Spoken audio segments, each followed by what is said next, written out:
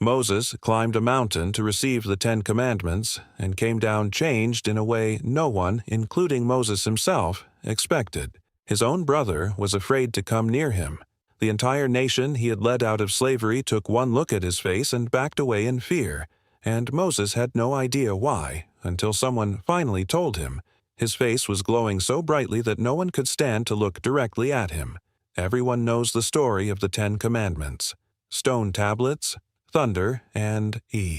lightning on the mountain. A golden calf built in impatience while Moses was gone too long. Tablets shattered in anger, and eventually a second set carried back down to the people. It's one of the most recognizable stories in the entire Old Testament, retold in film, art, and sermon more times than almost any other episode in the Exodus. But the part of the story that comes immediately after all of that, what actually happened to Moses' own face after spending extended time in God's presence, and what he had to do about it for the rest of his life, is a detail most retellings mention in passing, if they mention it at all, when it deserves to be treated as one of the strangest and most physically real consequences of encountering God found anywhere in Scripture. Most people can picture the stone tablets and the thunder on the mountain without any effort at all. Almost no one pictures what Moses actually looked like walking back into camp, or what it cost him, physically, to keep going back up that mountain again and again for the rest of his life. If you want the parts of the most famous Bible stories that other channels compress into a single sentence, this is exactly where Untold Bible Stories lives. Stay with me, because this detail changes how you picture Moses for the rest of his life, not just this one mountain. To understand what happened on that mountain, it helps to remember what had already gone wrong by the time Moses made his second trip up it. The first time Moses ascended Sinai, he received the law directly from God, written, Scripture tells us, by the finger of God onto 2 tablets of stone. He was gone 40 days and 40 nights, and the people below, growing impatient and uncertain whether their leader was ever coming back, pressured Aaron into building them a golden calf to worship instead, melting down their own gold jewelry, shaping it into an idol, and declaring, astonishingly, that this was the God who had brought them out of Egypt, a catastrophic act of idolatry committed while the very commandments forbidding it were still being carried down the mountain toward them. Moses, descending and seeing the calf and the wild celebration surrounding it, threw the tablets to the ground in anger, shattering them at the foot of the very mountain where they'd just been written. The physical symbol of the covenant destroyed almost the instant it arrived, before the people below had even had a chance to receive it properly. What followed was a devastating period of judgment and intercession. 3,000 people died in the aftermath of the golden calf incident, and Moses spent extended time pleading with God not to abandon the people entirely, going so far as to ask that his own name be blotted out of God's book if God would not forgive them, offering to trade his own place in eternity for the survival of a people who had just betrayed the God who rescued them from 400 years of slavery within weeks of promising to obey him. It's easy to skip past this entire episode on the way to the more famous first mountain scene, but it matters enormously for understanding what happens next, because Moses' second trip up Sinai was not a triumphant repeat performance. It was a restoration mission, an attempt to salvage a covenant that had nearly been destroyed by the very people it was meant to protect, carried out by a leader who had just watched his own nation betray God within weeks of promising to obey him, and who had spent the intervening days negotiating, on his own people's behalf, for a second chance none of them had actually earned. God instructed Moses to cut 2 new tablets of stone like the first ones, and come up the mountain again, and God would write on them the words that were on the first tablets, which Moses had broken. So Moses cut 2 tablets of stone like the first, and rose early in the morning and went up Mount Sinai, as the Lord had commanded him, carrying the 2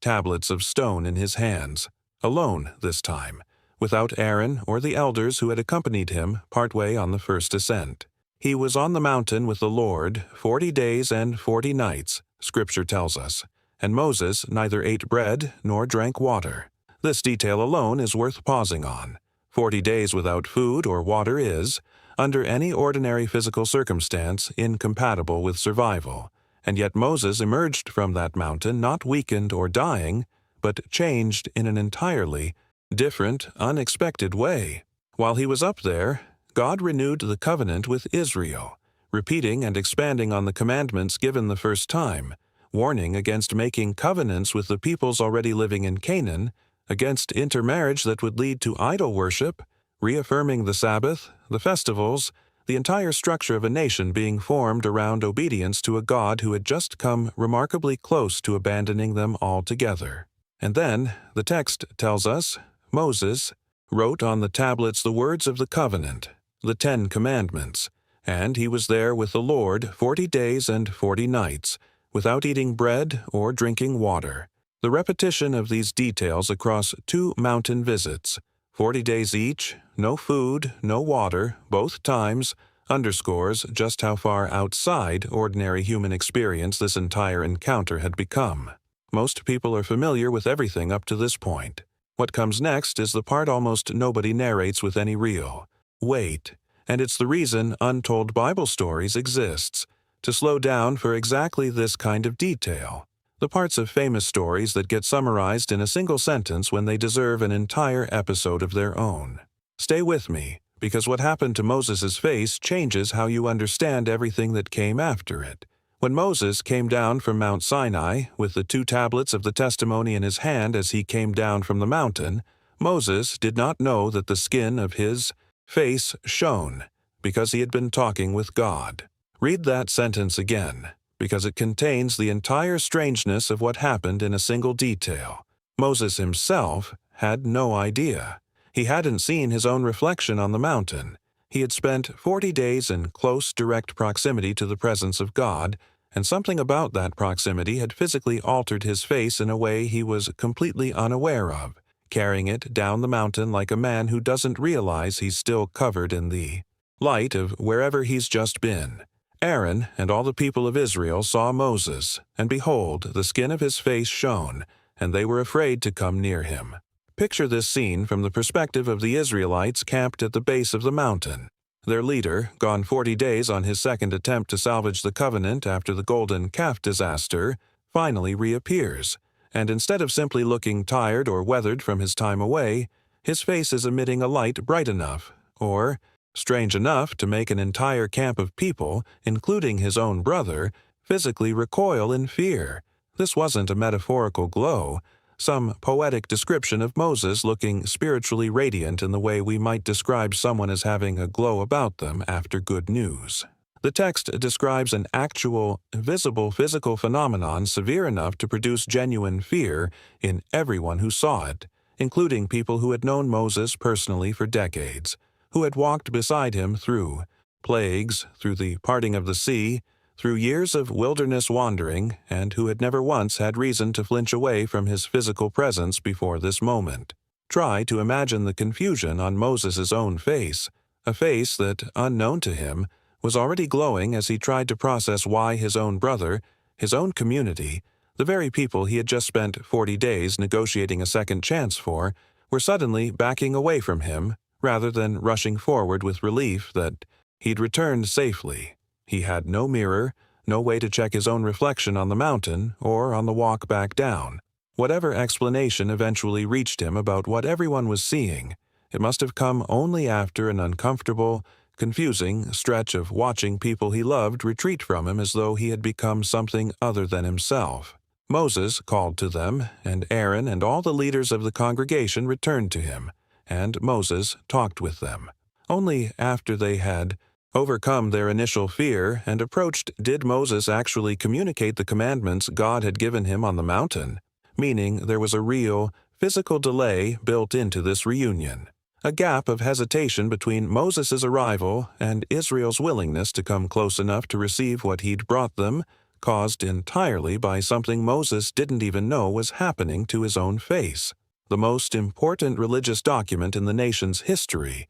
the renewed covenant that would shape the rest of their existence as a people, had to wait on the far side of that fear before it could even be delivered. And when Moses had finished speaking with them, he put a veil over his face. This is the detail that almost never makes it into any retelling of the 10 Commandments story. and yet it becomes, for the rest of Moses' life, a defining and recurring practice, not a single strange afternoon that everyone eventually forgot about once the initial shock wore off. Whenever Moses went in before the Lord to speak with him, he would take the veil off until he came out. And when he came out and told the people of Israel what he was commanded, the people of Israel would see the face of Moses, that the skin of his face was shining. And Moses would put the veil over his face again until he went in to speak with the Lord. This was not a one-time event that faded after a few days as the initial shock wore off. Scripture describes this as an ongoing pattern, repeated indefinitely. Moses entering the tent of meeting unveiled to speak directly with God, emerging with his face shining again from that renewed contact, delivering God's instructions to the people while his face radiated visibly, and then covering his face once more until the next time he entered God's presence. Every single encounter with God appears to have renewed and refreshed whatever this phenomenon actually was, suggesting it wasn't a permanent transformation so much as a recurring, almost residual glow, evidence each time of exactly where Moses had just been and who he had just been speaking with. Consider what daily life must have looked like for Moses under this arrangement, something no other retelling of this story bothers to sit inside. Every time he needed to relay instructions from God to the people, laws, decisions, guidance on how to structure the tabernacle, the priesthood, the entire framework of a nation's religious life, he first had to remove a veil that the rest of his life required him to wear, then cover himself again the moment the message was delivered. His own face, the most basic, unguarded part of how any person presents themselves to others, had become something requiring active management, concealment, a physical barrier between himself and everyone he led, except in the very moments he was actively serving as God's mouthpiece. Imagine what it would mean to live an entire lifetime where your closest family and community couldn't look directly at your unveiled face except during the specific windows when you were speaking on behalf of God, and to know that every other moment of your ordinary daily life, eating a meal, resolving a dispute, sitting with your own wife and sons, required deliberately covering the very feature that made you recognizably yourself to the people who loved you most. There is no record of Moses complaining about this arrangement, no verse describing frustration or grief over the strange new distance it created between himself and his community. He simply put the veil on and took it off and put it on again, a rhythm that appears to have continued for the remainder of his leadership over Israel. Decades of wilderness wandering during which this small, repeated act of covering and uncovering his own face became as routine to him as any other part of his daily responsibilities, even as it remained something no one else in the camp ever had to do, or would have understood from the inside. There's a reasonable question worth asking here, one that almost never gets raised in any retelling of this story. Was the veil primarily protecting the people from a light too intense to bear, or was it protecting something else entirely? Centuries later, the Apostle Paul would return to this exact passage and offer an interpretation that adds another layer almost never discussed alongside the original Exodus account, one most Christians who know the golden calf story by heart have never actually connected back to it. In his second letter to the Corinthians, Paul points out something the book of Exodus itself never explicitly states, that the glory on Moses' face was fading. Paul writes about Moses putting a veil over his face so that the Israelites might not gaze at the outcome of what was being brought to an end, suggesting that each time Moses emerged from God's presence, the shine on his face wasn't a permanent, unchanging state, but something that gradually diminished between encounters, requiring him to keep returning to that same tent of meeting, unveiled again and again, simply to keep the radiance renewed enough to still be visible when he addressed the people, as though the glow itself needed constant replenishing the way a lamp needs its oil refilled to keep burning. If Paul's reading is correct, the veil may have served a second, quieter purpose beyond simply making Moses bearable to look at. It may have concealed the fact that the glory, itself was temporary, fading a little more each time, evidence of a covenant and a system that Paul would go on to describe as glorious but ultimately provisional, destined to be surpassed by something greater still to come. An argument Paul was building about the entire Old Covenant itself, using Moses's literal, physical fading face as a picture of something Paul believed was fading in a larger, spiritual sense across the whole of Israel's history. Whether or not every detail of that later. Interpretation was in view for the original Israelites watching Moses veil himself at the base of Sinai. The underlying physical reality remains almost entirely unremarked upon in most tellings of this story. A man spent time so close to God that it altered his physical appearance in a way visible to everyone around him, frightening enough to require concealment, and this arrangement did not last for a single dramatic afternoon. It became, as far as the text indicates,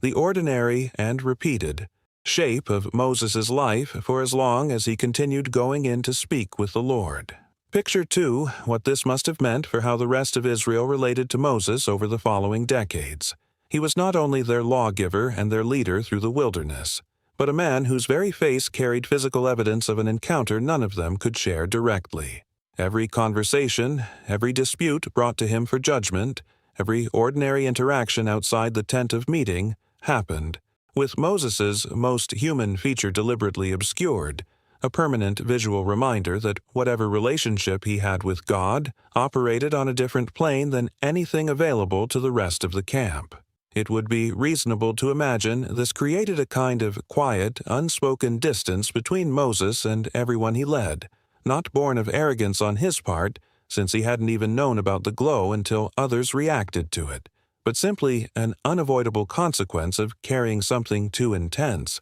for ordinary daily contact to absorb without a barrier in between. The story most people remember ends with Moses carrying 2 stone tablets down a mountain. The story Scripture actually tells continues well past that point, into decades of a leader whose closest encounters with God left a literal, physical mark that his own community couldn't look at directly, and who spent the rest of his life managing that mark with a piece of cloth so that ordinary conversation could still happen at all. It is one of the strangest, most under-narrated details in the entire Pentateuch, not because it's obscure or hidden in some minor genealogy, but because it sits directly inside one of the most famous stories in the Bible, hiding in plain sight behind the fame of the tablets themselves. Everyone remembers the tablets. Almost no one talks about what those 40 days actually did to the man carrying them back down the mountain, or what it cost him to keep going back for more. If you've ever wondered what real, close proximity to God actually costs a person, not in some abstract spiritual sense, but in an ordinary, physical, day-to-day way that reshapes how you're able to move through the world, Moses' veil is one of the most honest answers Scripture ever gives. This is exactly the kind of detail buried inside a famous story that other channels never slow down for, and it's exactly where Untold Bible Stories lives every single week. If this caught you off guard, subscribe now, because there's more hiding in plain sight inside stories you already thought you knew completely. It wasn't glamorous, it wasn't permanent without constant renewal, and it left him, for the rest of his leadership, literally covering the evidence of where he had just been every single time he stepped back into ordinary life among the people he was leading, decade after decade, without complaint and without ever fully being seen the way he once had been before that second trip up the mountain. There's something worth sitting with in the fact that the most visible sign of Moses' closeness to God was also the thing that most separated him from everyone around him. Proof that real encounters with the divine don't necessarily make a person easier to be near, and sometimes make them harder to look at directly, however much good comes from what they're carrying back down the mountain to the people who need it. If you want the parts of these stories other channels never slow down enough to tell, subscribe to Untold Bible Stories. A new story like this one every week. And next time, we're staying on a different mountain entirely, with a prophet who asked to see God's glory and was told he could only survive seeing God's back.